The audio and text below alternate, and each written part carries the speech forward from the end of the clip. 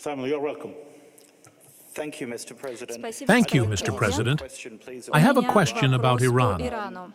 Премьер-министр Нетаньяху заявил, Prime Minister Netanyahu stated that an Israeli attack on Iran could lead to regime change.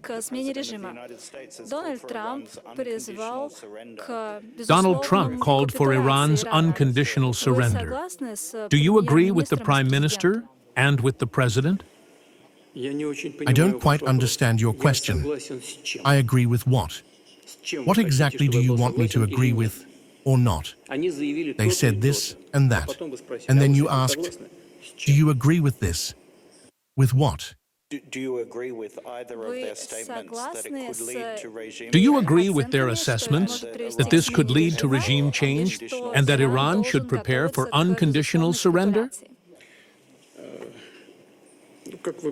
As you know, Russia and I personally are in contact with the Prime Minister of Israel, and on this issue, in contact with President Trump.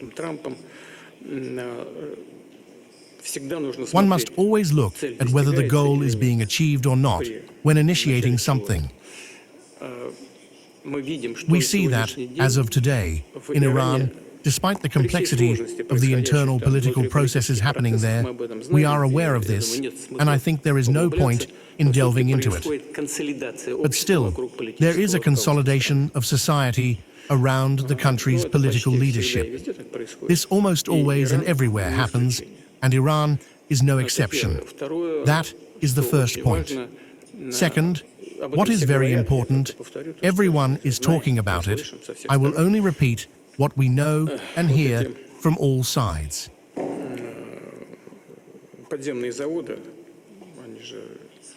These underground factories, they exist.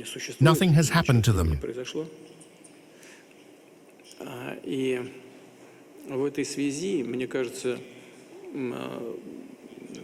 And in this regard, it seems to me that it would be right for everyone together to look for ways to cease hostilities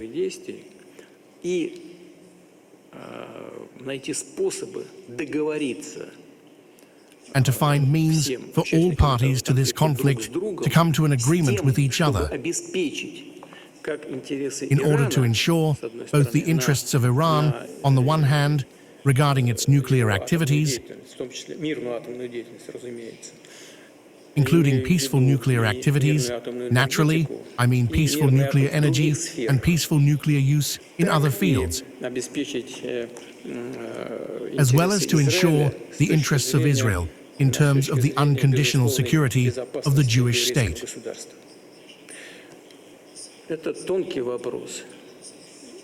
This is a delicate issue, and of course, one must be very careful here. But in my opinion, overall, such a solution can be found.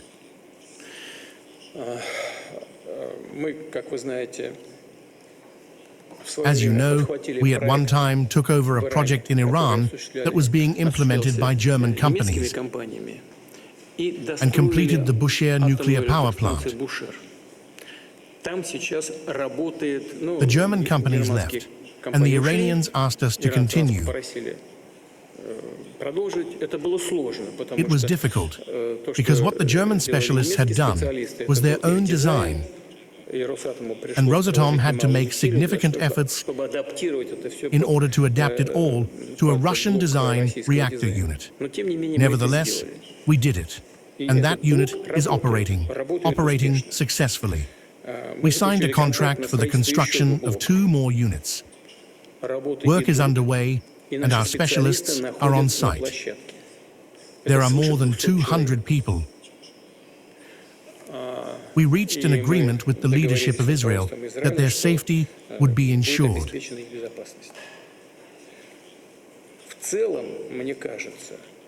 Overall, it seems to me that, bearing in mind Iran's plans to continue the use and development of peaceful nuclear energy,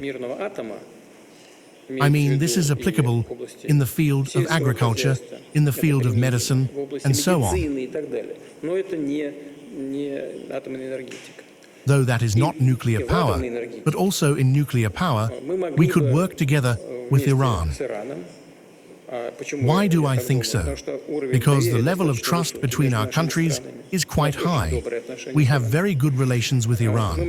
We could continue this work and ensure their interests in this sphere. I will not go into details now. There are many of them, and all these details have been discussed by us with both the Israeli side and the American side. We have also sent certain signals to our Iranian friends. And overall, it is possible to ensure Iran's interests in the field of peaceful nuclear energy and at the same time to address Israel's concerns regarding its security. In my opinion, such options exist. We have presented them, I repeat, to all our partners, the United States, Israel, and we have conveyed them to Iran. We are not imposing anything on anyone. We are simply speaking about how we see a possible way out of the situation.